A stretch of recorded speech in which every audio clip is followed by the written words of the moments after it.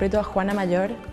Mi personaje es una chica que vive para amar, o sea, vive para amarle a Pedro Juan Caballero. Lo que más me atrajo del guión fue la pasión de las parejas, empezando por la pasión que había entre Francisco y Mariana.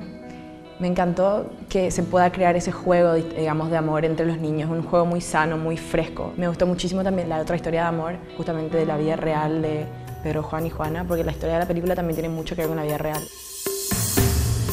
La producción, el vestuario, el peinado, toda la ambientación, digamos, de la época me sorprendió muchísimo, superó mis expectativas de una manera impresionante. Visualmente nunca vi la historia hecha materializada. Es así, es como que muestra nuestra historia, muestra nuestra realidad y es algo hermoso porque podemos ver y sentir lo que las personas sintieron, ese amor hacia la patria, ese orgullo. Es como que transmitir eso con esta película es algo hermoso.